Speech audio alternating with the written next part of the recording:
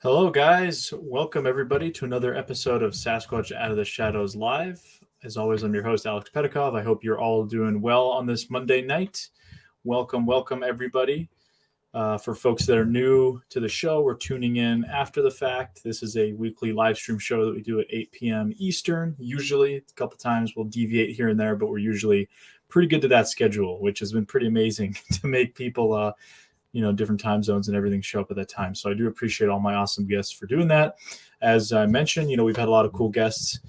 Feel free to check out the playlist on the channel that lists all the previous episodes. Last week, we had a really awesome episode talking to Kathy Strain, which was a lot of fun, who's an anthropologist, works with, archaeologist as well, works with some of the forest services out in California. Really awesome and amazing episode. Go check that out. Kathy is a wealth of knowledge. Next week's show, we're not sure yet, to be announced, so stay tuned for that. We're still trying to figure that one out, scheduling, all that kind of stuff. Usually pretty good about it, as I mentioned, but here and there you can have it happen. So before I introduce tonight's guest, what I want to do is show a clip from the upcoming Beyond the Trail episode. So for folks that aren't aware, Beyond the Trail is the Small Town Monsters series that I produce with my buddy Eli Watson over on the Small Town Monsters channel. Go check it out. We've got 4 episodes so far. And coming out this Thursday, that is going to be the new Beyond the Trail called Rocky Mountain Sasquatch, which is about Bigfoot in Colorado, our time spent in there. So it's coming out on the Small Town Monsters channel on October 21st. That's this Thursday for squad members. So you have to subscribe to Small Town Monsters to become a squad member. Not subscribe, but it's like you kind of become a member, a YouTube channel member. So that's a good way to see the content early. That episode will be coming out the following week, right before Halloween, on the 28th of October. So we'll be really excited for that for a general release. But if you want to see that stuff in 4K ad-free ahead of time, check out Squad on STM. But I do want to share this clip from that upcoming episode. So what I'm going to do is I'm going to pop that in here and be quiet myself, give it a couple minutes, and then we'll introduce our guest and bring in Connor. So without further ado, let's bring in the video clip.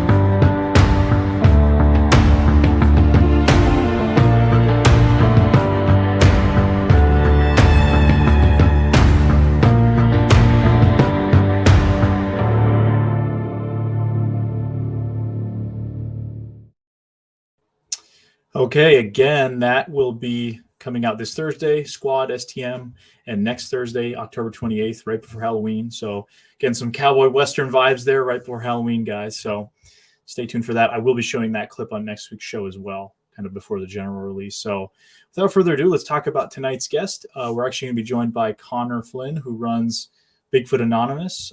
He's originally from Cleveland, Ohio, but now lives in the panhandle of Florida. He investigates cryptid creatures and haunted places. He has also written 4 books on the paranormal and is the podcast host of Horror Talk Live. Connor has appeared in multiple movies, including Zillafoot and The Void Cat. And Connor has also road tripped across America hunting monsters, including the Honey Island Swamp Monster, the Ochisi Pond Wildman. I have no idea if I pronounced that right. We'll get him to correct me. The Mogollon Monster. Awesome. And of course, Mothman. He's active on YouTube, but most successful on TikTok. So without further ado, let's bring Connor in. What's going on, man? What's up, man? First and foremost, yes, Ochisi Pond Wild, man. You got it perfect. If you could pronounce Mogollon Monster, then you got Ochisi Pond Wild, man, all the way.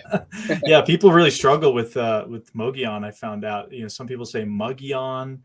I've heard people say. I kid you not, a few years ago when I was there with Chasing Legends, we did an episode on the Mogollon Monster, and I was talking to somebody, I'm like, I'm going to this place in Arizona called the Mogollon Rim, and I wrote in Arizona, and they're like, you're going to Mongolia? I'm like, no, the Mogollon Rim. Like, yes. So yeah, but some of those pronunciations in Florida are pretty intense with a lot of the, I guess, a lot of that would be Native American kind of spellings. 100%. Yeah. All the rivers and all the little towns, and then all the native villages that I'm really investigating. I'm really into Native American mounds and all like arrowheads and tomahawks and just all the stuff that has been covered up and forgotten about in our history. You know, I believe there's a race of people here before the Native Americans that taught them about spirituality, medicine, and pretty much laid the framework to our country and everything we know about our continent today. Interesting. Yeah, I mean, there's a lot of definitely a lot of stuff that seems to be swept under the rug, and I mean, a lot of that history. I feel like we learned kind of just the basics, but there's a lot of, I mean, there's people have been living in this continent for quite a while, but I'm sure we'll get all into that. But let's start out real quick. You mentioned, I read in your bio, obviously you were from Ohio originally. Were you interested in anything, or what kind of got you into cryptids and that sort of stuff? Was it the Grassman, or was it anything like that, or? Yeah, man. Every time we went hiking in the Cuyahoga Valley National Park, and for our 5th grade school trip, we went to Mohican and then going down to Hocking Hills. So literally all the different parts of Ohio have a bunch of Grassman lore. And then every time I went fishing, either on the Ohio River looking for Mothman or the Mantis Man, or of course on Lake Erie being surrounded by Bessie, the South Bay serpent. So that lore and cryptids and unsolved mysteries was always a part of my life. And then my mom grew up on a farm and my dad was a fireman. So kind of that combination of just boom in your face, real life brought me to it. And then I'm a huge film fan, and then love comic books, and always had a love for like writing and short stories. So it all just aligned over the years. But yeah, I've always had a love for monsters and just spooky stories. And then even my friends and I, and even family friends that I had no choice, in the interaction, have led me to so much guidance about shadow creatures, Bigfoot, and just other things about vibration and just your overall frequency and energy. And that's what brought me to Florida and across America. And, I'm really just trying to honor my life and all the other people that have touched my life in my stories and my research. And I'm trying to find the bridge to our creator, the trip to the unknown, the road to the end of the world. I'm trying to figure these things out. And there's no better time because all the conspiracies are coming true outside right now. Yeah, really interesting. I do want to take a moment to say hey to a lot of people in the chat. There's a lot of cool folks. Toby says, hey, Alex and Connor, aka Bigfoot Anon. I'd come to show support for you two cool gentlemen. It'll be an awesome show. Thank you. Christina Bell says, new subscriber just stopping by to say hello to everyone. Hey, how's it going? Got Brian and Chewy. What is up, man? He says, hey, Alex, hope all is well. Just spoke with New Hampshire Sasquatch for a couple hours. Great stuff. Yeah, awesome. He's cool. We've got Sandra as well. Says, hello, chat friends. Kevin Hamilton up there in Canada. What is going on? Let's see. Paroli. Hello, everyone. Bigfoot Society. Jeremiah. He says, good evening, Alex and Connor. What is going on? We also got Greg Morrill in the chat. What is up, Greg? And Chasing the Truth, Sean G. Hey, folks. Like the new intro, Alex. Yeah, that's actually been my channel intro for over a year and a half. And I just decided, well, maybe I should put that at the beginning of the show instead of just the graphic, and just had people waiting for like a minute. It didn't really seem that great. But hello, Mark says, hope all are well and safe. What is going on? Peggy as well. So yeah, lots of cool people in the chat as always. I'm sure more people will be popping in. So hey to everyone out there. There's a lot coming in. So awesome. Officially Forest of Monsters. How's it going? BF Bud says, my first time, Alex. Thanks to the man, Connor. Appreciate you. Thank you for stopping by and welcome. So actually, let's just start out with a question, because this is actually a question I was going to ask you anyway. But Greg asked, "What's the Mantis Man?" Let's find out about that. Yeah, the Mantis Man comes from many different towns and countries all across the world. But in the Ohio River, there was many occurrences with this reptilian mantis-looking creature, and there was two really famous ones. This lady got pulled under water and then ended up escaping but her leg was green for like the next 3 weeks. And then another one, a father and son were boating early in the morning on the Ohio River and saw a mantis-like creature. And I wrote about one time my mom and I saw two creatures, like huge humpbacks, going down a creek off the Ohio River. And I always said it was some kind of serpent or monster. And then I heard about the mantis man. I didn't see anything that actually made me think mantis man, but I've always just connected the dots. And then you think the mothman, which is very popular above the Ohio River. So maybe that combination, maybe it was a young mothman before he totally grew his wing. But it's very interesting. There's a MetaZoo card of mantis man. Shout out Jeremiah, cool. MetaZoo collector out there. Nice. Yeah, is that something that is sort of you think people would be mistaking? What's the description of the mantis man? A mantis man, I should be saying. Is it praying mantis like or? Yeah, kind of praying mantis-like, but also like the creature from the Black Lagoon or Swamp Thing. It was covered in like vines and algae, and then it was early in the morning, so I just think Swamp Thing when I hear mantis man. And all these lakes, especially down here in Florida, you got the Pensacola serpent, and then Lake Okeechobee has multiple monsters. But I also think it's also the skunk ape and Sasquatch, and when fear and terror really turn in, your mind just goes frozen. And also these creatures have abilities to, telepathically maybe take over our mind or put thoughts into our mind or maybe slow down time. But I think it's all a little bit explained by science with particle and waveform. Most of the time we're particle solid, but we can really manipulate our energy and our protons and neutrons and electrons if we're our true being. But for a human being to do that, it's very, very hard. We have distractions. We have Wi-Fi. We have bad stuff in our food. But I think these creatures out there, like the little people, the things that fly as well, using not ultrasound, but echolocating, but type of things that are so beyond our everyday explanation, but they do surround us in life. So I just think these creatures are like the apex of nature and just use the best of all of our worlds and then some, of course. Interesting. Yeah. Wow, man. You go a mile a minute, I'll tell you. You definitely you have some interesting theories for sure. That is I've never thought of it that way with connecting the mantis man, Bigfoot, all that stuff. That's pretty interesting. But do you want to just say hey to another couple people in the chat? We've got Jonathan. He says, hey, Alex and Connor, great show so far. What is up? And another Jonathan Dodd, he says, I need to draw a mantis man. That would be really interesting. I'd be curious to see. Jonathan, folks that don't know, is an awesome artist. Absolutely. And the other Jonathan of Western Bigfoot Exploration is an awesome filmmaker and is going to be putting out a cool Bluff Creek documentary soon. We've got the Squatching Cowboy as well. He says, howdy y'all. Hey, Alex and Connor, what is going on? There's just a ton of people in the chat. But, a bunch of good people. Jonathan was a part of your Bluff Creek Beyond the Trail with Tate, and that was just awesome, man. You guys had a lot of strange things happen, and just to really march those grounds, that is definitely a bucket list for me, but that's very special in the Bigfoot world. And I really admire Jonathan, just how he knows his information, and then Tate, of course. And then you got Eli, doing the patty walk and playing guitar, and just he brings the vibes. And you are like the godfather, I'd say. You look all over, and I'm sure you keep everybody fed and in bed at a right time at night. But man, you guys did it. I don't know about the last part. We're up there till like 4 a.m. at Laird Meadow, but it's all part of the fun there. But no, yeah, we try to have a good time. It's a good group of people. There's a lot of awesome people in this field, and that's it's been one of my favorite things about is just meeting some of these awesome folks. But continuing on, so what made you make the jump from Ohio to Florida? Was it strictly cryptid-related stuff, or is that just something that kind of came along the side after relocating?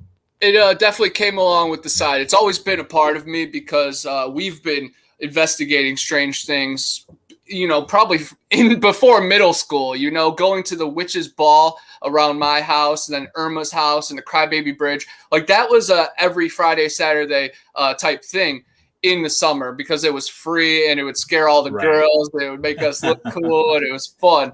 But my trip to Florida I referee flag football, and every January is national championships for the USFTL, and then a bunch of other leagues that came after it. But I watched my dad play, and then I played, and we won a national championship in 2012. And then once my dad retired, I kind of faded away from it. I started filming for that organization, and then I started refereeing. So it was always a staple every January.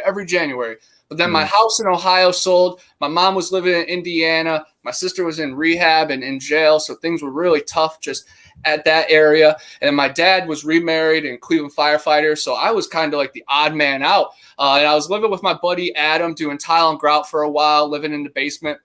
I needed something new. So that January, I had flag football coming, and I took my passenger seat out of my car, which is a little Ford Contour, and I built a bed, and I did a bunch of research about living on the road and just how to survive. And I made a couch surfing profile, which is basically Facebook for travelers. And it was pretty awesome because I reached out to a bunch of people like in the Tampa area, Tampa and Orlando, because that's where the tournament was. And, you know, that's, as a Midwesterner, you always just dream about moving to Florida. I had all the gear, you know, growing up. So it's really a dream come true. And now I've seen how my path has been paved long ago, but I just had to walk the walk.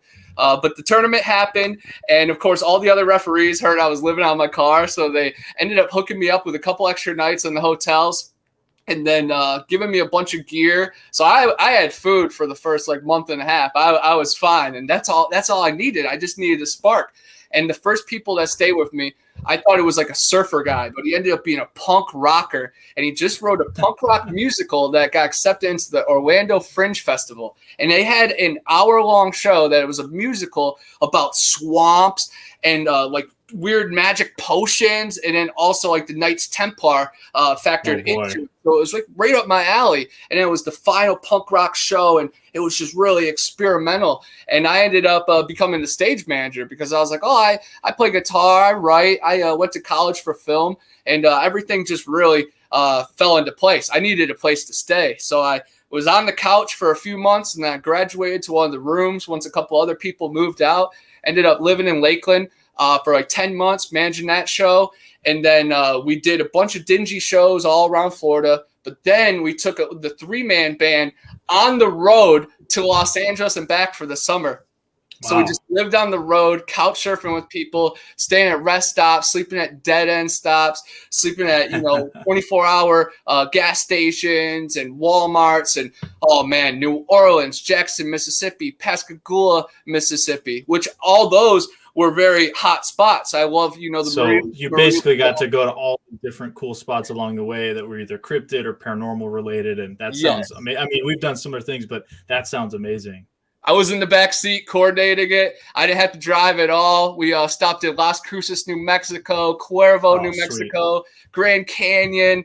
Oh, man. Dallas, Texas. Got to see where the X is on the street, where JFK, and all of our lives changed forever. And the Flynn family is supposedly related to the Fitzgerald family down the line because we have the same family Bible, my aunts always say. Oh, interesting. So it's close to me. And there's a lot of cool. Big deal in New England here. A lot of Irish and Kennedys were, they have their estates out here. And there's still, I think, to this day, I think there's a couple Kennedys in government positions here in the New England area. So, yeah, that's a whole nother interesting story. But man, that sounds awesome. That sounds pretty ideal just to kind of, I'm sure you're probably watching a lot of YouTube videos of people that live on the road, and you're saying you're doing research. And I mean, because it's, something I've done at times, not probably as long as you have, but, a few weeks at a time. We did like 3 weeks now in August. You're just kind of living out of your car. You're just basically living, camping and doing that kind of stuff. And it's a fun time, but was there any spot in particular? And I know this is probably really hard. You pick like your top 3 Bigfooting spots along the way, or just squatchy areas that you went to between Florida and LA. Was there anything that really stuck in your mind? Yeah, definitely. Of course, the Honey Island Swamp, and that's right outside New Orleans, and that is Rougarou territory, the werewolf. Right. But there's actually footage that I think predates the Patterson Gimlin footage that comes out of the Honey Island Swamp, and then there's a movie out of there. So that was definitely legendary. And then the Las Cruces Mountains, which it's not really like a very popular spot, but there's stories in El Paso about desert apes, and then a couple on the not Nevada, on the New Mexico line. And so we were always looking out, and we went into Hermit's Cave. We had a couple strange activity, just felt like we were being pushed out of there. Nothing firsthand. But the people we got to talk to were incredible. Native American people, and then other people that were living on the road and hitchhikers.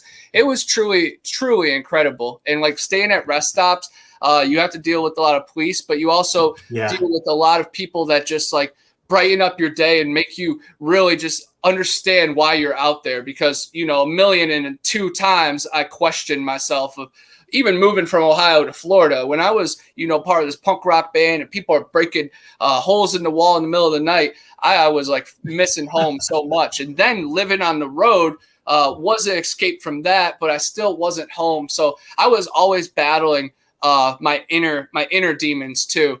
But then, of course, in Los Angeles, just going in those mountains, and that wasn't really squatching, but it was more paranormal research in the Bat Cave. Was really cool. They filmed a bunch of movies. Oh, the Bat Cave, that's from the original Batman, right? Yep. And I truly believe that there's a lot of caves that go down into, you know, the center of the earth or middle earth, and I think the Sasquatch and the ancient beings might be, you know, guardians in ways. Of course, everybody has different roles. But when we're going into these caves, I'm ready for anything. Even the Mariana Caverns here in town, I'm always talking about the skunk ape and the cave crawlers. And, you know, they mention, oh, there's been shadows seen. I'm like, no, guys, there's uncharted caves. And you guys don't even understand. There's so many miles below our feet. Like, I'm big on there might be more of them than there are of us. And that's hard for a lot of people to even wrap their head around because we're so, you know, we know it all. Right. Yeah, no, caves are pretty freaky. There's definitely a lot of weirdness, and I'm sure we'll get into that. But got a couple more comments here. Outcast Paranormal says, Connor the Machine, what's up from James at Outcast? See you this weekend. He's awesome, man. I just investigated my ACA with him. My ACA's cool, ago, and it was incredible, man. Stacy Brown got us exclusive access to the Crawley Museum, and that's where they filmed Finding Bigfoot a few years ago. I remember. And the boardwalk has been closed for about 3 years, and we recorded grunts. James got a dark mass going right across from like 50 yards away from where his daughter and his wife had a sighting like 3 years ago. Oh, yeah, man, I think I've talked to James so before. Crazy. I was down there. I remember I was in college at the time, and I was down in Florida. I was in like the Tampa area with my buddy who had a place down there. And we were in Mayaca, and this was before I was doing like any kind of research or really into the, you know, I was like an armchair researcher or whatever. And I was just kind of like, oh, dude, this place is super squatchy. We went specifically to Mayaca, I remember. And then I got home, and that's when that footage of that thing seen running off in the distance came out. And I was like, oh my God, what are the chances we missed this by like 2 days? And I remember at the time, Stacy Brown and a bunch of other folks, I think Tim Fasana was still alive at the time. And he went down there and was investigating it. And they were all, I remember they were releasing videos on it. So that's super cool. Mayaca is super awesome. I mean, there's the famous, obviously, Mayaca photos, which are, you know, pretty ambiguous, but really cool to see that. And it's an awesome area. So that's pretty neat that you got to go to Mayaca and get some access. And yeah, Stacy, I know, investigated that area pretty heavily. But Toby says, excellent documentaries, Alex. Thank you. I really appreciate that. TCS says, watching from Norway, not so many cryptids here, mostly stories of sea monsters and lake monsters. Well, that's still pretty cool. What I love about the Scandinavian countries is the stories of the trolls and the ogres. And, you know, my kind of theory, and I didn't invent this theory, but a lot of people have talked about it, the possibility that maybe Neanderthals survived past, you know, their supposed extinction back in the day. Might have been, you know, remote bands of these Neanderthals living in these mountains. And that's what, you know, people in the Middle Ages maybe saw these things and, oh, they were, you know, with clubs and, you know, the facial features were expanding. They're like, oh, those are ogres and trolls. Maybe that's where that story comes from. Or Grendel, you know, Beowulf. I don't know. It's interesting to think about. 100%. It makes sense. I think just the Sasquatch gets misinterpreted as orcs, trolls, even the Grinch, I think, is a Sasquatch. He's hairy, he's green, he lives on a hill, it doesn't like anybody around him. That sounds pretty Bigfoot-like, yeah. The only thing that it doesn't compute, I guess, is the dog. Maybe he's some people say Bigfoot's like dogs, some don't. Who knows? But I do have a question for you. Might as well just take one from Chasing the Truth. Says, ask Connor about the hair he sampled on a recent Florida outing. Was this Mayaca trip? It was right after the Mayaca trip. I actually went on a wild Florida trip. I started at Torreya, where Stacy Brown got his thermal footage, and then I went to Mayaca with James, and then I went to the Everglades, hung out with my dad for a week, and then I went to the Green Swamp and hiked. Wow, those are great spots in Florida, and that's where we found hair. And shout out to Sean G real quick too. He runs a great show called Chasing the Truth. He has call-ins, and man, the stories are off the wall. And he has his own channel, and then he also runs it on Dark Waters, and then also a bunch of news stations and radio stations. And it's just incredible, man. And he's always on his P's and Q's, so I appreciate that.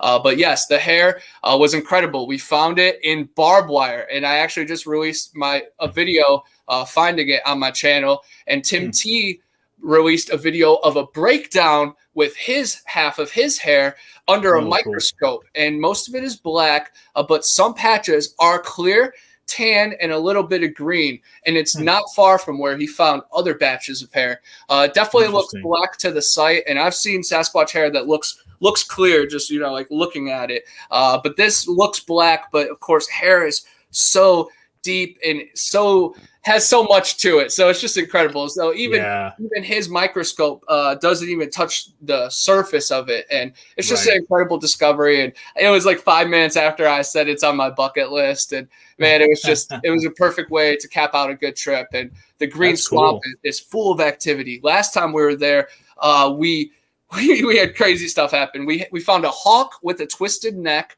One woman got attacked by like 30 hornets, got stung 30 times, so she had to get rushed out of there because her throat was swelling up. And then we recorded a weird baby cry on 2 devices. And then Tim T in Florida, he predicts there was about 7 or 8 of them out of there with us, but he got back cam footage of a couple of them behind a tree, and you could see their armpit. It's pretty incredible. It doesn't touch, a couple of the stuff that I sent you, but still, man, you could tell the difference between the tree tan brown and the dark brown of this weird being behind the creature. But we didn't feel threatened the whole time. My buddy Tristan from Hidden Relief, he thought he saw something out of the corner of his eye. Florida Lone Wolf said something growled at him, but he wasn't too jarred. I think it was kind of just telling him, respect my distance. But it was an incredible time, and so much respect and love to all those people for hosting me. I'm still in my couch surfer ways. I settled down and I live in a trailer though, but I love road tripping and doing a bunch of crazy stuff. And I'm going to Flat Rock, Alabama here soon to visit Flat Rock Booger. And man, the evidence he has from his just homestead is incredible. So super excited. That's awesome. Yeah. Sounds like a, awesome way to do it. Just kind of moving around, and wherever the wind blows or wherever a Squatch scent blows you to, you head that way. Yeah, the Green Swamp's cool. I've heard a lot of good stuff about it.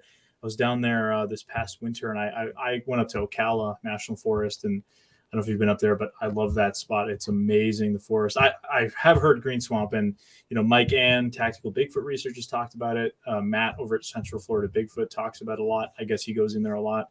And those are all solid people, so it's great. But a few more comments here. Media Palace says Connor's energy is great.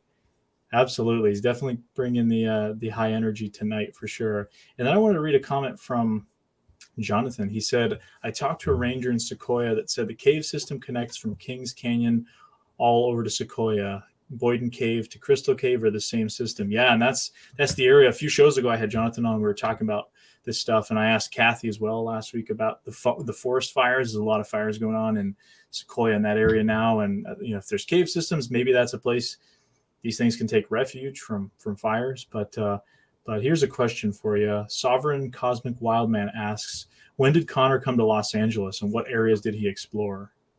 It was in August 2017, and we went to a lot of the haunted houses. Went up where the Manson family used to stay near Spawn Ranch.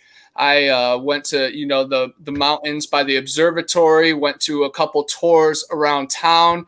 Went to a couple weird actor parties and hung out with a couple people who were on the theater underground. So it was a lot of cool busking and just trying to make money and hopping on trains. And it was super cool. We stayed with an actor / dancer that was in a Selena Gomez music video. Of course, has a bunch of other gigs, but I'm proud of that for him. That's and funny.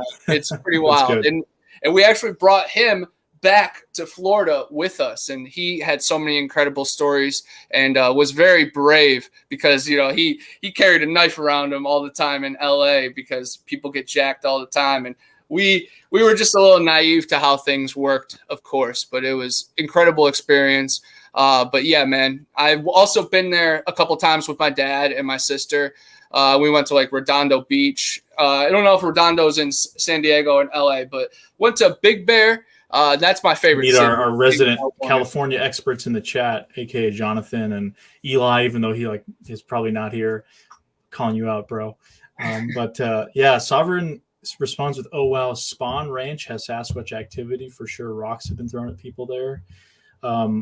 Yeah, that's interesting. I mean, this just keeps coming up every show. We talked about it last week with Kathy, with Jonathan the week before, with Tate the week before that, because we've been on this like California kick, I guess. So, because it's really interesting area, that Southern California.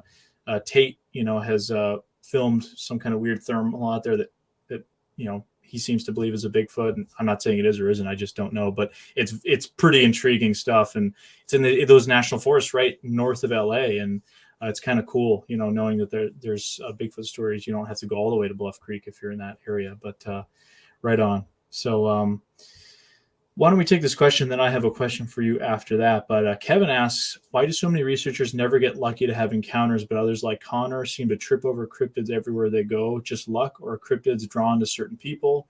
Yeah, definitely an interesting question. I think it's a little bit of both. And plus, I put myself out there a lot more than the normal person. I had no choice to. I was surrounded by nothing and had nowhere to sleep. So I was just trying to survive. And that puts you in very vulnerable situations. But I like to carry myself with positive energy and very open-minded. And I've done a fair share of psychedelics. So I feel like parts of my brain have been lit up, and those creatures can see that and feel that and sense that. And that leaves me marked in some kind of way, just like the Native Americans used to use that to go into trance, to get in touch with the other side, with spirits and stuff. So I've done my fair share of extracurricular things to try to bring them closer to me. But yes, I think I have been marked in some type of way, but I also think they feel comfortable with me just because I don't go armed or anything. And sometimes the people I'm with are more dangerous than anything I could ever do. But I just like to carry myself with like light, and I believe they respect that. But I've also had terrifying experiences too, that they pretty much ushered me out of the forest. And just up in Tennessee, when I was at the Squatch and Cowboy camp out, he was with Old Bear's Den and Manimal Research. And we had a little mild experiences through the time. BF Bud was there with his wife as well, Blue-Eyed Northern, Flat Rock Booger. But there was a huge cliff, and a couple of the tents were experiencing rocks and twigs being thrown off. And myself and Tristan went hiking after pretty much the last night, right before midnight, right before the last big storm.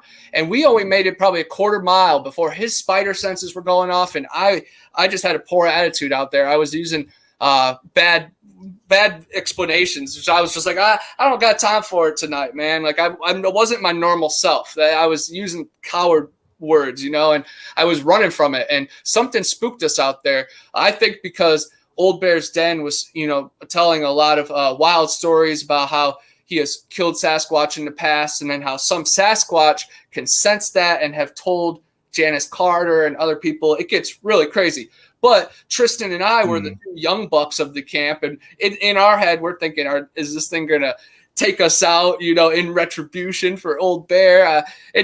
Things got in our head. But then a huge storm came, and we also believed that if we stayed out there, we might not have came back out. But I don't know. That was just one occurrence. I've also had one wade through a creek in Torreya right below us. And my buddy Ronnie, who's Native American, also former infantry, a little cuckoo in the head, but a good guy to be out there with. But he was trying to go down the cliff towards him, and my heart was stopped. I was frozen. I was not moving towards him at all. And I recorded that all on GoPro and recorded my response after. And you could just tell by my body language that like I was not having it. It was raining during that time too. I might have listened to many Steve Stockton and David Paulides stories, because I know like the weather could be manipulated, or they perfectly plan these attacks and disappearances around big storms. But I think vibrations and energy can really bring the rain, and it's already been proven before. But I think these Sasquatch can get in touch with it as well.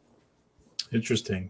Yeah, I mean, I don't know how I feel about it all, because I think that in general, whatever these things are, I think that you're right. I think the energy is detectable. I mean, whether or not it's something that's you can actually feel or not, animals can sense your energy. I mean, think about the way dogs and other animals act if you're nervous or anything like that. Bad energy. I mean, energy definitely is there. There's something to it. So perhaps these beings, they can sense that too, or they know your intentions. I don't know. I mean, I've heard a lot of stories about, people out there hunting and having a bad encounter. Maybe that just depends on the individual creature. I don't know. But yeah, it's definitely an interesting kind of thing. I think it's very, it's hard to, it's not tangible. So I think a lot of people are pretty skeptical of it all, because it's so unsubstantiated. But then again, basically the whole paranormal field, ghosts, spirits, that kind of stuff, even UFOs to that extent.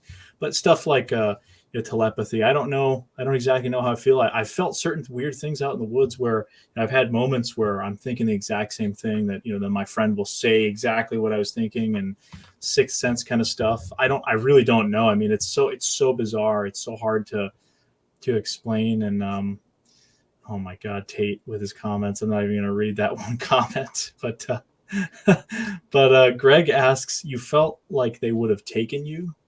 Question mark? Yeah, we felt like something was out there that definitely meant us harm, or was some kind of dark, sinister force. Because the year before, Janice Carter, I don't know if you're familiar with Janice Carter, but just for the crowd, I believe so. She was from the Tennessee farm, the Carter farm, where Mary Green wrote a book called 50 Years with Bigfoot, where Janice's grandfather found a baby Sasquatch, named it Fox, put it in his house. It wrecked the house, built a little stall for it in the barn. The family ended up coming, the mother Sasquatch, the father, ripped it down. Fox escaped, but then Fox stayed in the area after the parents left. He ended up raising Fox, and then years later, Janice, ended up coming to the situation. She fed the Sasquatch, held hands with it, and then learned about the Sasquatch because Fox started a family and then had babies, and one was named Blackie, and he assaulted somebody, and the person escaped, and it's really, really crazy Tennessee stuff. And it's all on YouTube, and there's crazy Tennessee stuff. But Janice Carter, we're so lucky that Janice Carter is still in the field doing interviews. And last year she was at that camp out, and she has this telepathy and sixth sense and other stuff that is beyond my explaining, because it's just feeling, man. There's things that can only be felt and understood rather than explained. It's different. But she has the sixth sense, and last year she thought there was these dog men coming for the campers, and the Sasquatch there were warning them that bad things were happening, just because it was during some extra weekend. I think it was still Labor Day weekend, and usually the Sasquatch or the dog men would raid all the garbage cans after the week of campers, but people were staying there like extra, so they weren't liking it. They wanted people out, and there was just a lot of terror. So last year's camp out got cut short. So that was always the talk, of course, and we were not really that threatened that they were going to take us from our tent, but me and Tristan went out, we only made it a quarter mile that time, but all the other expeditions, we went like 2 or 3 miles up the mountain and were truly vulnerable. But also, carrying the light. And I know that, we all come from the great creator, and they call themselves the people. And if you just connect with them, then they will connect with you. But of course, there's some bad apples that really don't care, that go rogue. And Owlman on Sean G has talked about how they have a strict code in the Sasquatch world that if you harm a human, then you're annihilated. You're exiled. You're gone, or you're killed. And so I believe that we are safe out there.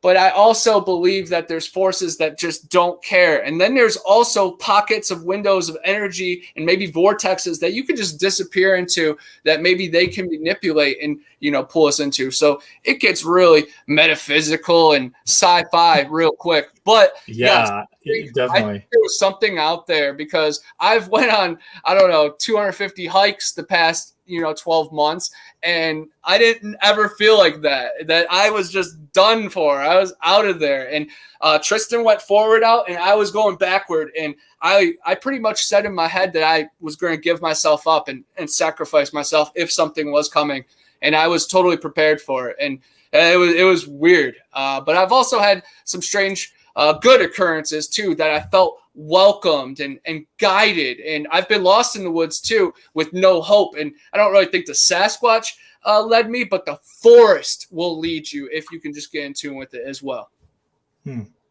Yeah, a lot of stuff. I mean, I don't even know where to unpack or really begin with that kind of stuff, but I mean, it's interesting when you go out there and you have something, I mean, negative kind of feelings. Do you think that having negative feelings like that, is it something that as a group you guys started feeling it, or what was kind of the what started that? Was it like a rock being thrown, or was it something that happened that kind of made you feel like the vibes were a little off, it was a little strange?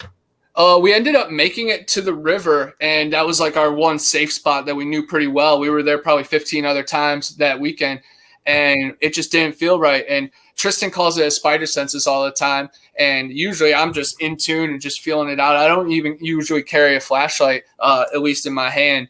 But, man, we just collectively knew something was out there, and he's like, man, I think something's off. I was like, yeah, I don't want to go much further. And that was the first time we've ever came to that conclusion together hiking. So I just think we knew something was up. Plus, we were in our heads 1,000,000%. Like, I recorded some of the stories that Old Bear, was saying. He's killed multiple Sasquatches, and then in Brownsville, Texas, Dogman have ripped people apart. So we were really like in our head with the horror movies and crazy stories. And he's a very wise man, a minister.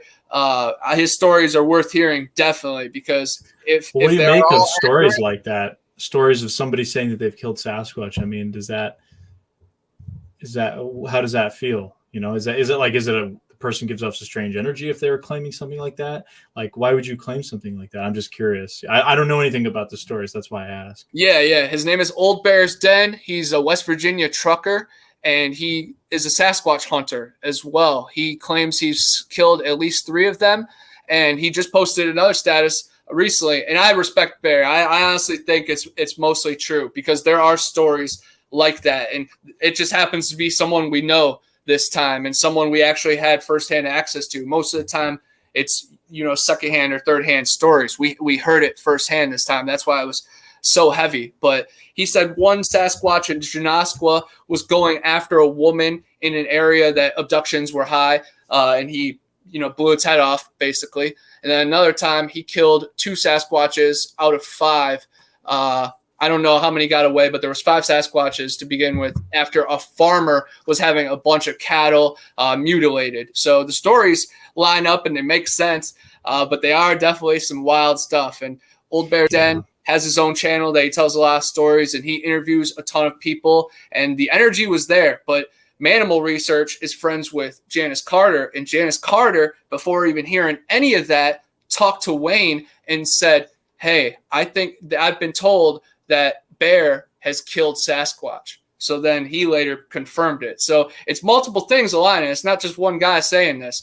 So it's pretty wild. But I've also talked to some people that have shot Sasquatch, and I've heard the stories, and I've talked to the descendants of the people that captured the Ocheesee Pond wild man in the 1800s, 10 miles from my house. That's what's so funny. I road trip everywhere, but right here is also the Mecca. I have Torreya State Park, the Ocheesee Pond, and also the caves where Donnie Miller had his big experience that he talked about on Bigfoot Odyssey and Sasquatch Chronicles. He talked about a one-eyed creature that was mauled as well, and that is not too far from here too. So I'm surrounded by strangeness as well. But the Ocheesee Pond is my favorite because they captured one in the 1800s, and they took it to a hospital, and he died there 3 years later. And then they buried him with a bunch of Native Americans, and they built a building on top of him. And all the people, Jack McClellan, one of my best friends down here, he works at that hospital. So he's heard all the inside stories, and he knows that there's files on the Sasquatch. So when people are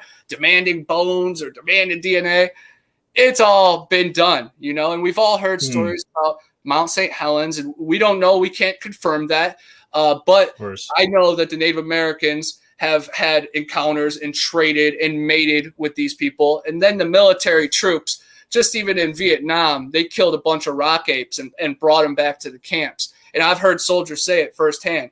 So I've interviewed police officers that seen goat men. So I've interviewed, you know, the doctors, land surveyors. I've went to the highest heights, and I know you have too. You've talked to the scientists who confirm it, the police officers that have witnessed it. The credible people have already, you know, came forward. The mountain of evidence is so high. It's truly a miracle for the people hiding this subject that still the masses believe that it's still folklore. But if you really go into the situation, give it 5 minutes, you know, listen to How to Hunt or Scott Carpenter or David Paulides or Cryptids Canada or Buckeye Bigfoot or you guys, even at Small Town Monsters, man, Seth Breelove, he's done incredible on highlighting so many stories that just even if one of them are accurate and true, guys, life is much stranger than it is. And we already know fact is stranger than fiction. It is. Yeah, there's definitely a lot out there. I mean, there's a lot of wild stories, and I kind of try to stress, you know, if I can't confirm it, obviously I can't, you know, I can't like say one way or another, but there's definitely certainly a lot of stories. And I think somebody brought up in one of the comments, you know, keyword, maybe stories. I don't know, but I did want to read this question. Well, Rebecca Slick, what's going on, Rebecca? She says, letting the forest lead you can lead to you being lost and possibly death. Please be careful out there, folks. Yeah, very important. You know, just be careful out there, guys, obviously. And I think, you know, we could all agree that probably one of the biggest threats out there, unfortunately, is people. That's always, and you mentioned too, you know, some of the people you've seen out there, you know, that's always something I'm worried about is people going crazy, or you never know what you can run into out there in the woods. You know, some of the animals, sure, but you know, bear attacks, that kind of stuff is pretty rare, but you never know. You always want to be prepared. But yeah, people that aren't bringing the good vibes are probably not the kind of ones you want to run into. But so Kevin asked this question: with respect, does Connor ever feel like he loses credibility when talking about multiple simultaneous cryptid encounters, portals, the Bigfoot code, etc.? I feel like some people, they can't keep up and they can't connect the dots, but I'm not trying to jam information down people's throat. I'm just trying to open doors for people. And I've done so much research and talked to so many people that's how it all connects. I'm literally bringing the electricity mid-conversation and bringing it all together. But yes, I definitely understand that people think some of that is far out, but it's also, they have to deny then that they create worlds when they fall asleep.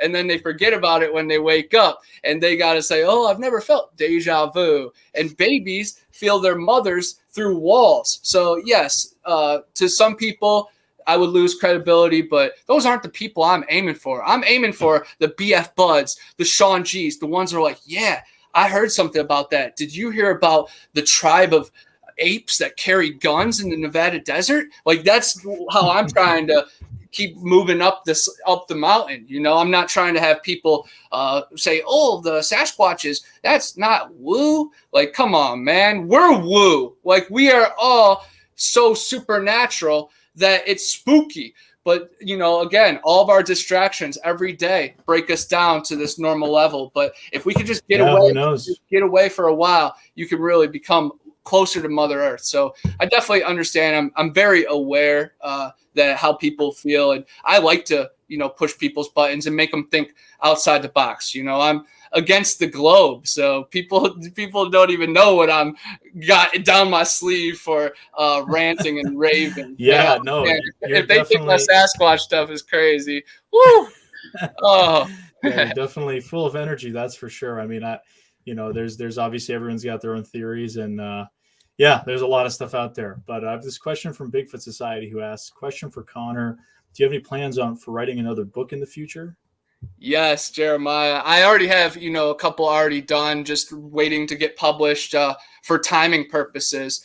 But yes, my next one that is going to be released is called Every Camp Has a Crystal Lake. And that's going to be so cool because it goes about the haunted campuses and camps and schools and theme parks that I've visited over my years. So you got Kings Island, which R.L. Stine wrote a book about. Cedar Point, multiple people have died there. Mr. Ballin did a story about it. Of course, my home school was Bowling Green, which was really haunted, and especially in the theater, which I spent a lot of my time at. Ohio University, the most haunted campus in America. A lot of cool spots. But yeah, man, and I have also a like. Is there a lot of ghost stories from Ohio State, or why is it considered the most haunted? Yeah, well, Ohio University. Ohio State has its own crazy stuff. One guy, he disappeared in a bar that they have all the cameras and no one witnessed him in or out, and he disappeared. And then there's been, stabbings and deaths on campus, and a couple of the bridges are haunted at Ohio State. But Ohio University, OU, that's right by Hocking Hills, and it's right next to an insane asylum called the Ridges. And that kind of had some inspiration behind James McAvoy's 23 character, split personality. There was a guy like that there. And then there's one wall that has a bunch of letters on it. And if you, go up there in a weird mindset, the things will start spelling words to you. And then a bunch of the dorms and halls are really haunted. But yeah, I love haunted schools. And, I've always been a traveler. So in my college era, I was definitely trying to hit all the Ohio colleges. And while drinking and partying and sneaking into crazy things, because I was always like the young one, I was also in love with the ghost stories and hitting the halls that I also read about. So yeah. But could I mention the first 4 books real quick? Totally. Yeah, go for it. Heck yeah, guys. Well, the first one is Erie Swamps Road Trip to Eden. It talks about my journey from Lake Erie down to the Florida swamps. And then the final chapter is the Garden of Eden. And that's like my favorite thing to talk about down here because Torreya, Ocheesee Pond, where Stacy Brown had his thermal imaging, which is incredible footage, and Finding Bigfoot filmed there as well. But in that area is the Garden of Eden. 27 of the 28 trees in the Bible are in that region. And then the gopher wood, which Noah used to build the ark, the lightest and strongest wood in the world. It's also known as long pine Torreya. The only place it grows in the whole wide world is right there. And it's a delta that breaks into 4 rivers. It's really sacred stuff. So it's really cool. And it's really kind of funny because it's, road trip. But if you can road trip to actual Eden, I don't know. It's like a conundrum in itself, and it's really special. I consider this one like my diary. This one is my research baby. Big Brother, Bigfoot. This talks about the Mothman, the Ocheesee Pond Wildman, 2-egg stump jumper, Susquehanna seal up in New York, Mogollon monster, big bear. Names alone are just the names of these creatures is so creative. They're awesome. And they mostly come from, Native American lore or some kind of ancient retelling. But this documents, my journey from Canada, Ohio, down to Florida, across the United States to California and back. It's really cool. And it has a lot of cool pictures and anomalies in it. This is my most like a road trip kind of. Yeah, I'm a travel writer, man. Yeah, there's not many. I know there are many, but there's not many in the field that we're working in that are going out and writing about their experiences and mixing it with the history and then talking to people from there. A lot of people are just writing about the history and not what's current. And not to knock anybody, but it's just this is like my diary. Like I'm writing it like mid-investigation, and I think that brings people closer to the creatures we're going after. This last one is called, my most recent one is called The Panhandle Pirates. And of course, the Panhandle of Florida, which is also the Georgia area, the lower Georgia area, and Alabama. It's like a tri-state. And a lot of people don't know that Alabama is like America's Amazon. There are so many rivers and creeks in bodies of water. And then there's a bunch of cool stories like Huggin' Molly. Even on the Abbeville sign, welcome to Abbeville, it says home of Huggin' Molly. And Huggin' Molly is like a 7 foot, 8 foot tall, dark creature that will find you after dark and squeeze you so hard that your bones crunch, and she screams in your ear till you go insane. And I believe that it has some kind of tie to Sasquatch, of course, like a wild woman. And it's pretty interesting because I've talked to a lot of people from that area and a lot of older people, and the white skinned people say it was a black person, and then the black people say it was a big white lady. So their families kind of try to put it in their head and demonize that. And I don't think it was either of them. I think they were the ancient ones or some dark force, but it's a really cool story. And then the whole thing is we're pirates out there. We're looking for treasure, arrowheads, gold, and pottery, and just other cool stuff. But we're also battling krakens and cryptids. And you know, the Pensacola serpent is kind of like a little Nessie, and we do a lot of fishing and kayaking on the Apalachicola River, which goes into the bay, the Gulf as well. And I believe there's UFO bases down there because there's so many sightings and underwater sightings. It's so deep on lore and cryptids that I'm like so blessed, and I'm just like, oh man, I'm just walking my path because it was never super planned like that coming from Ohio, but I found myself surrounded by what I need. You know, right down the street is Donnie Miller, who is marked for life with cryptids. Right down the other street is Stacy Brown, who's always hitting me with crazy excursions. And then I've rounded up my crazy troops because I work at a comic book store. So I talk about this stuff all day, every day. And they look at me like I'm crazy most of the time. So I'm used to that. You know, I'm used to that in real life. So I can handle it online. You know, I used to be a musician. Like I know what hate feels like, or at least you want to be hate. Yeah, no, totally. I mean, Florida, that whole area seems like there's a lot of stories, but this was a response to Kevin's question from earlier. He says, fair enough, Connor, to each their own. Who knows who's right? I'm personally more of a believer in the flesh and blood theory. That's just me. I liked your answer, though. Yeah, I mean, we can agree to disagree, obviously, on certain things. Nothing wrong with that. But there was a question from Tate who asks, does Connor think there's a correlation between sleep paralysis and Sasquatch? And obviously Tate is working on a documentary about kind of that topic, and he thinks that maybe it leads to misidentifications. And that documentary is coming out soon. Tate, shoot the date again in the comments, and I'll list it off. But I'm pretty sure it's like coming up, so over on his channel. So that's pretty cool. But yeah, what do you think?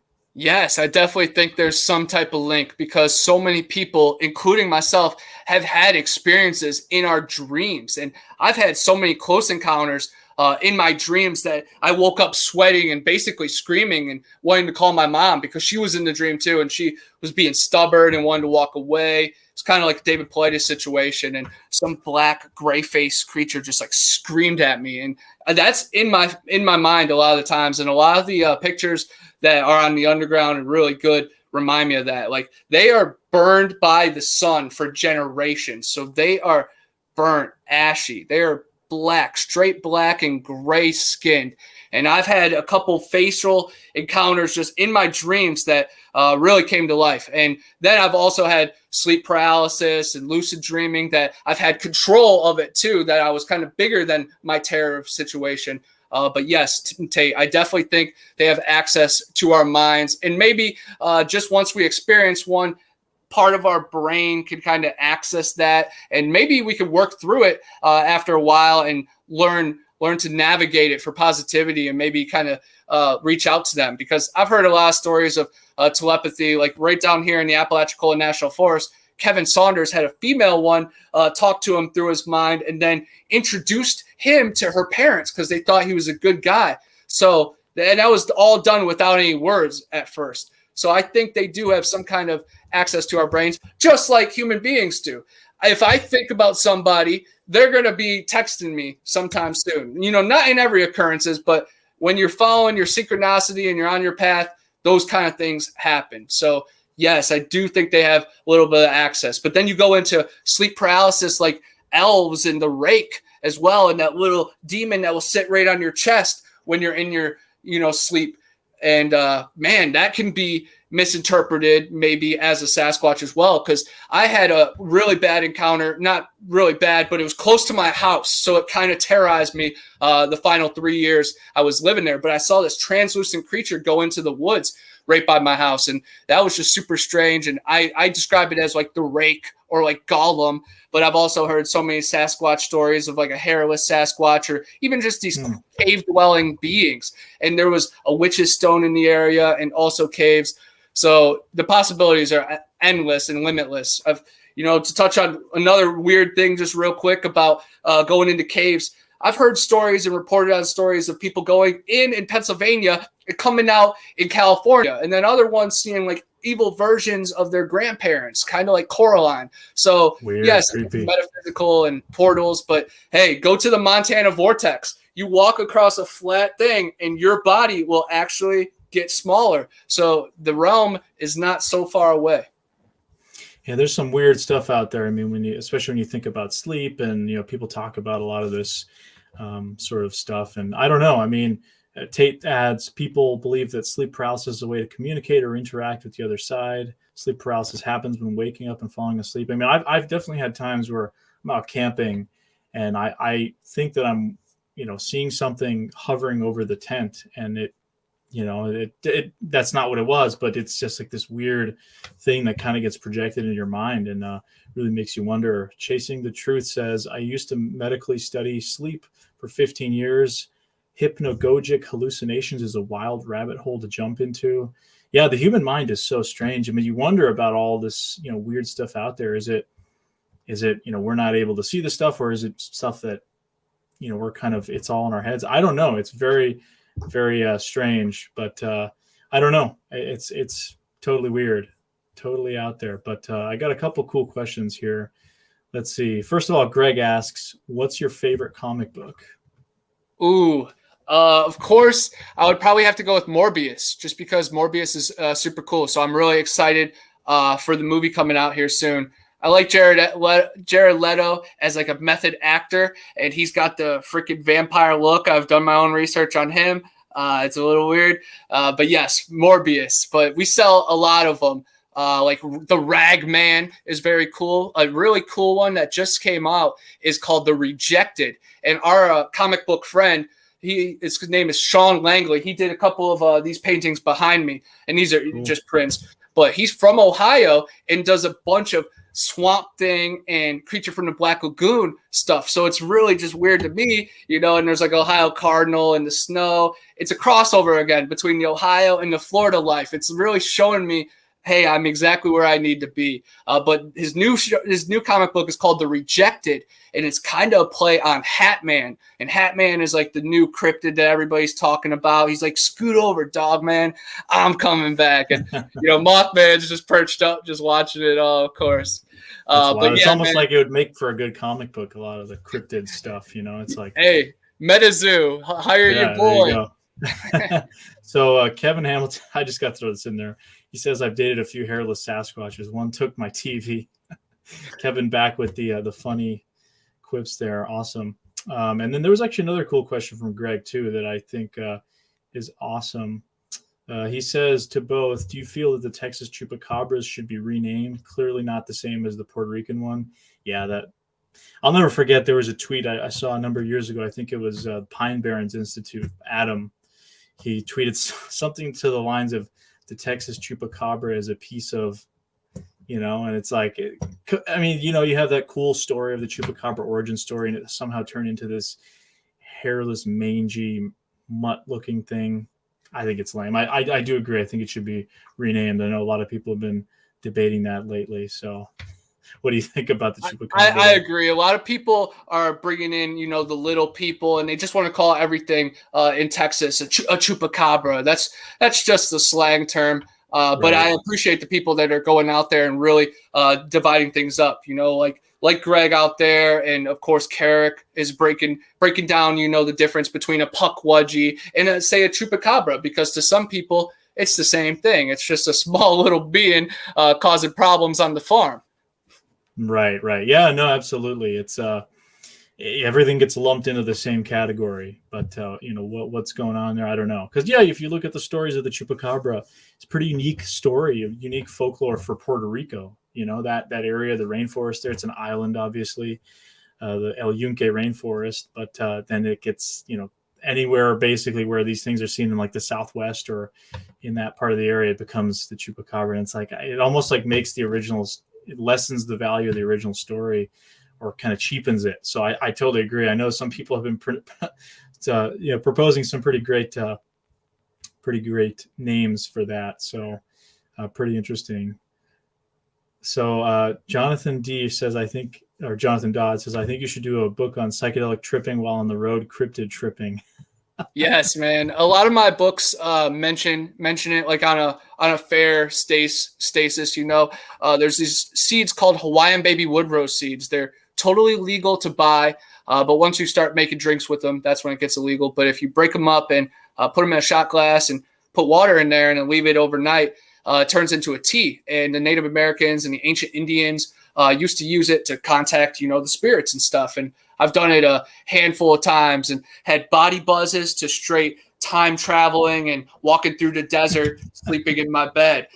So yes, man, I'm definitely for that. And I want to go, do ayahuasca. I don't know if I'm going to get a chance to go to Peru, but there's actually a church in Orlando that is all legal and everything. And you can go there, and as a resort, you can stay in a tent or stay in a little like hotel room and have a very psychedelic and spiritual experience. And man, it's very cool.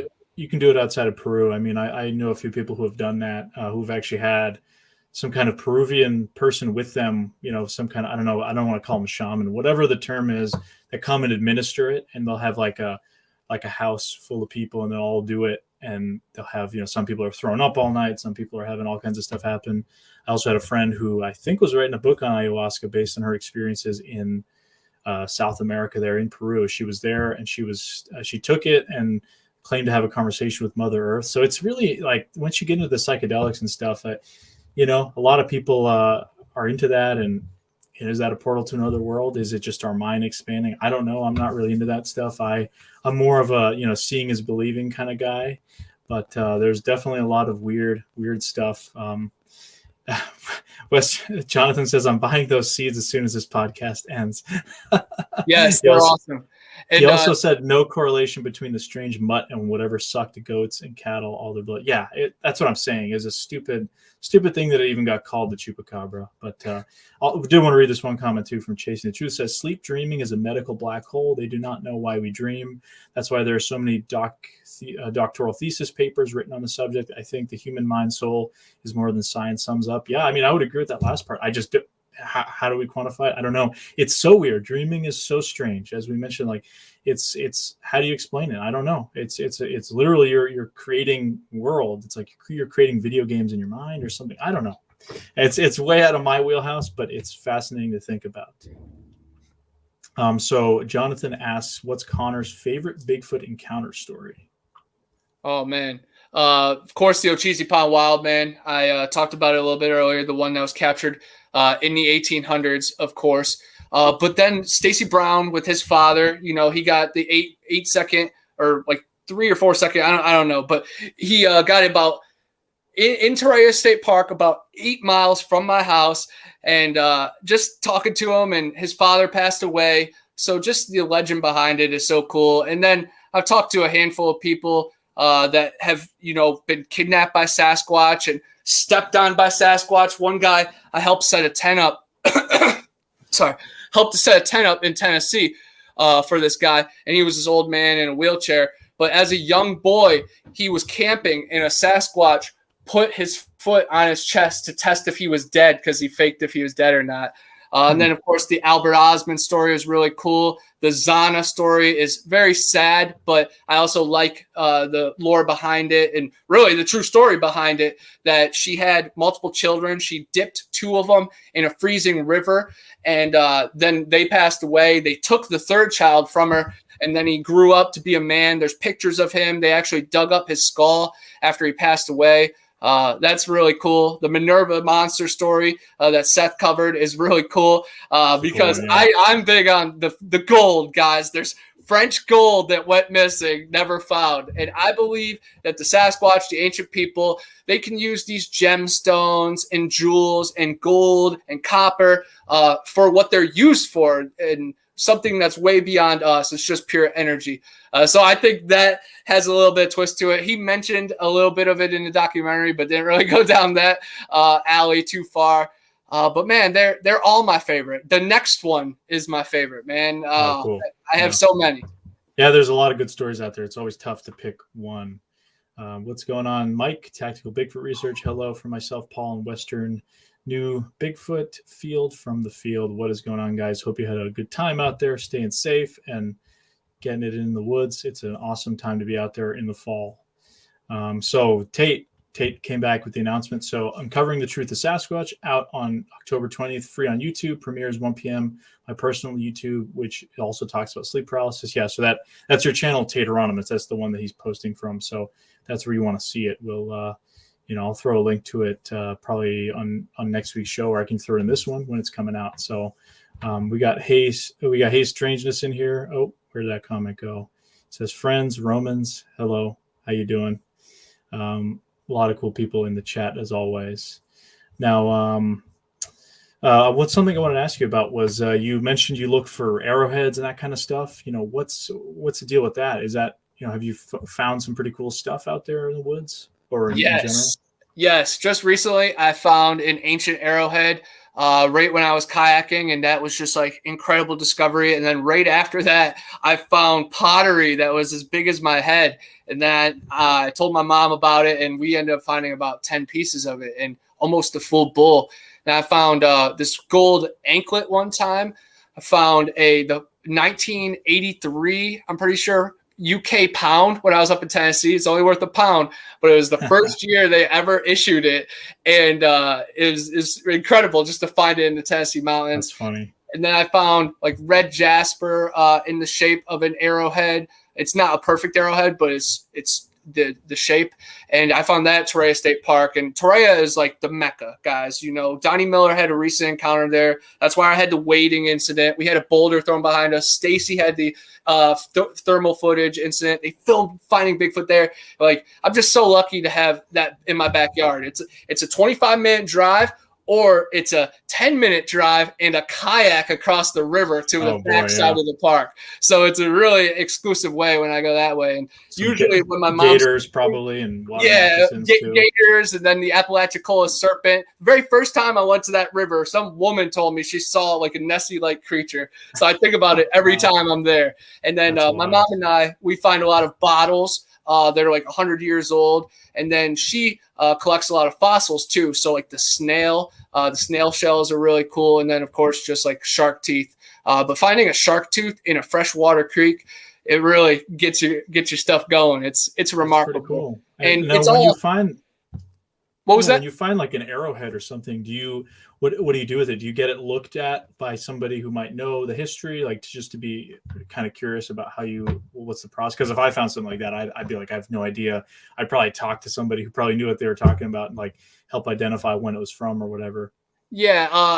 I took a bunch of pictures of it, and I'm part of a bunch of groups on Facebook, which I know is not the most official way, but I've talked to a couple of people, mostly about the pottery. I haven't really came forward with the arrowhead just because bigger reasons, because they can come after you for discoveries like that, and it's weird. The laws are weird, so it's for education and entertainment purposes, legally speaking.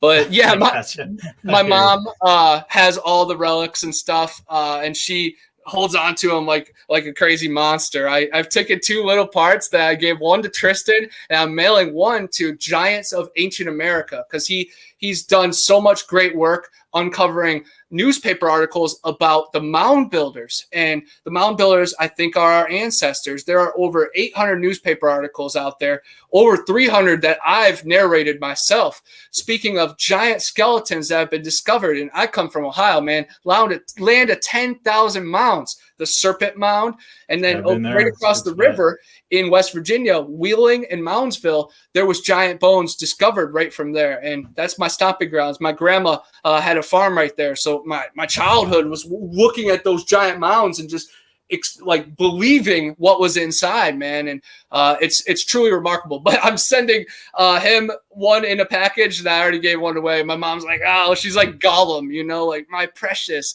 I'm like, no, we need to spread the love. Like if we don't have the whole dang bowl, then we don't have the whole dang bowl. Let's give it all out, you know. But man, it's definitely a slow process because I respect academia and all that. And of course, the arrowhead is a little bit different story, but also slides to like the Sasquatch hair and stuff. Like I'm not going to send it to the Freemason Lodge down the street. So I'm just going to keep it and compare it with the community that I'm building of people that have the same and similar findings. And then we're going to try to find some correlations. I've already compared, hair with people in Tennessee, other findings in the Green Swamp, ones that are found across the world in certain groups and put under microscopes. It's really cool. You could do a lot of this yourself, and I know you do too, but I understand going the official route as well. I'm just curious, DIY person. I lived out in my car for a lot of the life, so I'm keeping that, that's not a bad way.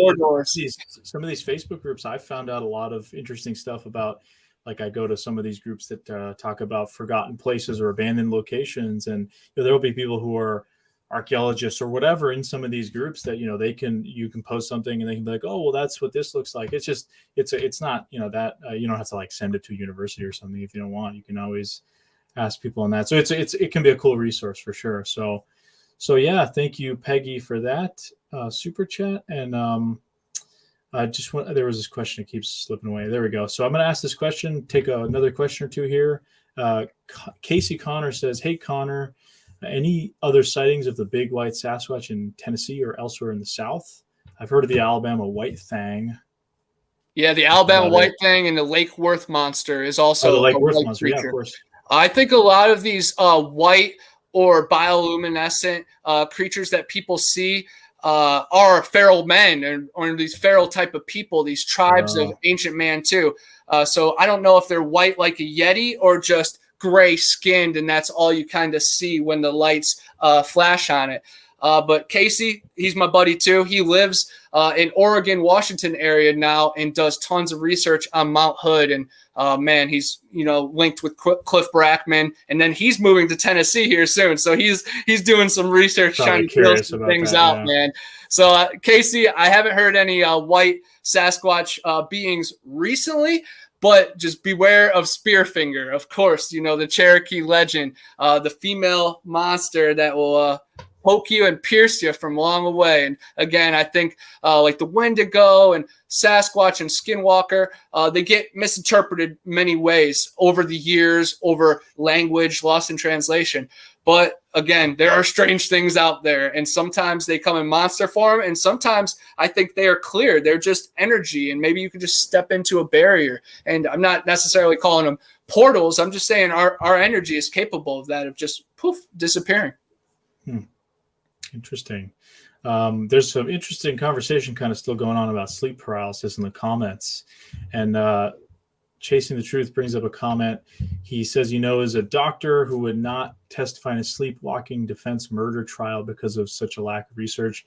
Something really interesting that I found out, and this is something I knew people who were sleepwalk. And I guess sleep paralysis, sleepwalking, they're kind of similar.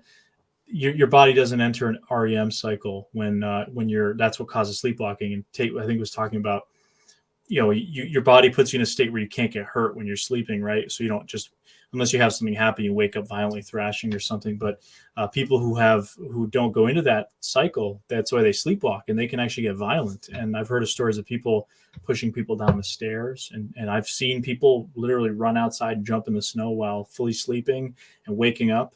Really weird stuff. But I remember I actually wrote kind of a script for a film back in the day about some kind of mafia group that would drug people and had this kind of drug that would make them not be able to enter that cycle. So they'd send it to like the rival gang or something. They'd send like a prostitute over there. She'd end up killing the rival boss through the night. And then you can't be held accountable for the murder technically, because that's the question I posed. And I asked a couple of people who did sleep research as well. If you killed someone while you were sleepwalking, apparently you can't be charged for that. Very, very kind of crazy stuff. But yeah, something interesting. Just wanted to chime in on that. Yeah, sleep paralysis, because it's some pretty pretty wacky stuff for sure. That's incredible about not hitting the REM, and that's what causes that. Because I talk in my sleep, so I think that a lot of people do that. Yeah, a lot of people say I can't just shut up. It's probably just echoes of me going on during the day. No, I mean, you certainly have a lot of energy, and you're definitely passionate about all this stuff. And Jonathan says, my cousin peed in the cabinets while he was sleepwalking as a kid. I can't. Yeah, go ahead real quick. Yeah, no, you peed in your cabinets. Just because this person, if they watch the show, they'll know I'm talking about them. It was somebody I knew when I was in college, and that's when I experienced a lot of these incidents, in the dorms and stuff. And I'm like, what the heck is going on? We found him once just like sleeping under the cabinet of the bathroom, just laying there naked, and just we're kind of like, what is going on here? And he had no idea what was going on. There's some crazy stuff with that. It's funny. I mean, the stories get funny at times because just the stuff that happens, you can't believe it.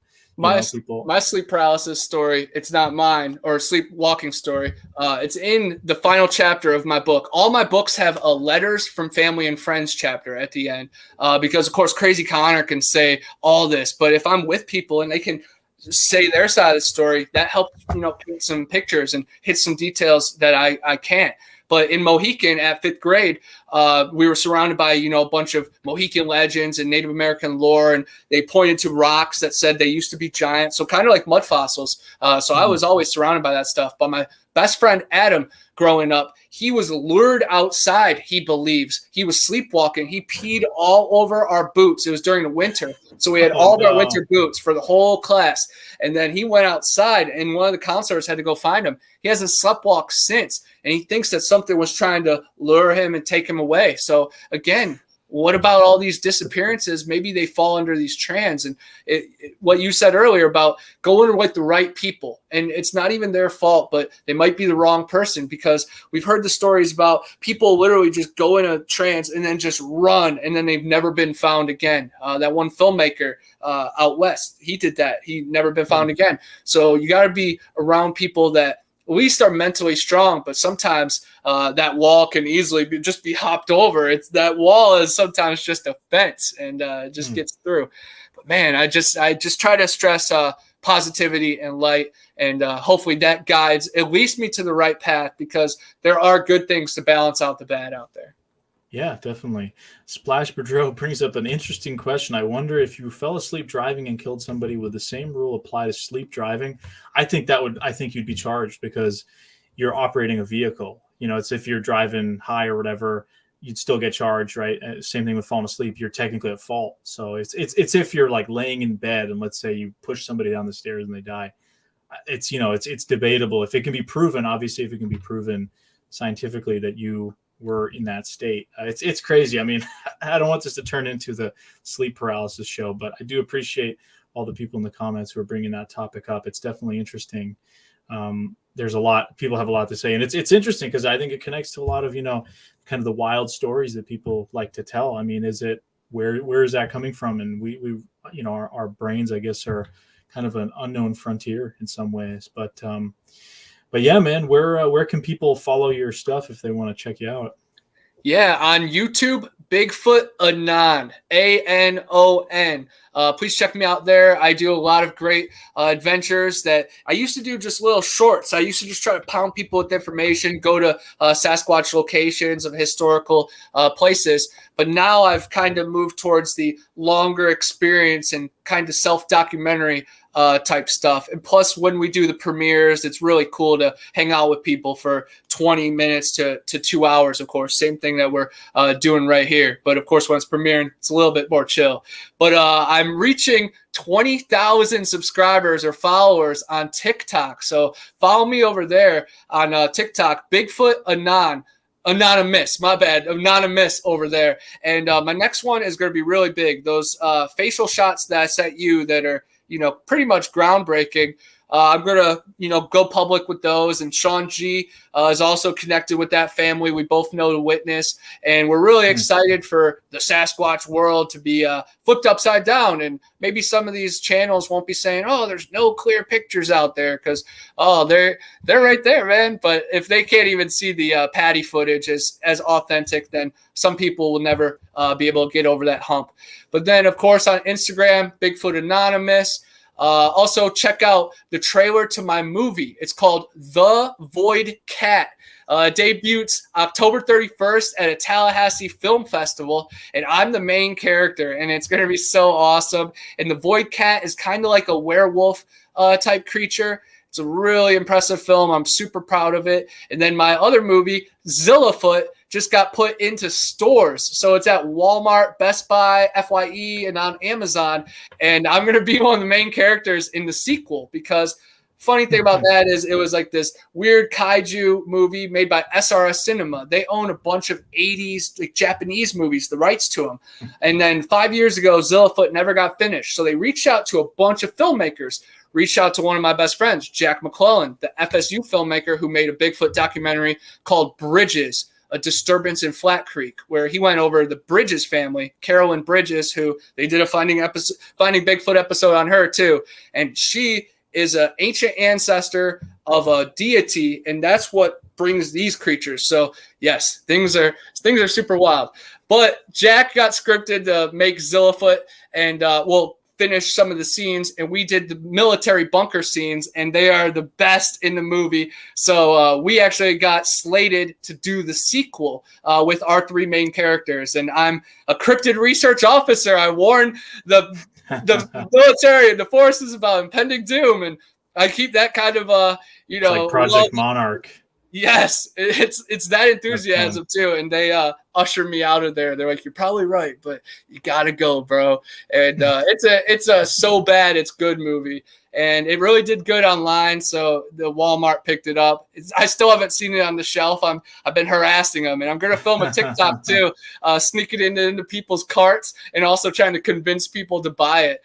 So I know that will just send people off the wall, but it's incredible. I'm also filming some stuff with James Brost and Stacy this upcoming weekend too in Tallahassee. We're going to the White Witch's grave and also a haunted bar. And then I might take them to Bellamy Bridge for the haunted ghost of Elizabeth Bellamy, the bride that died, and then also some skunk ape activity because I've recorded some whoops and howls over there. And it sounds like an owl, but I haven't put it through a spectrogram yet, but we know these creatures are raven mockers. They can totally recreate your loved one's voice, electrical machine, anything's possible.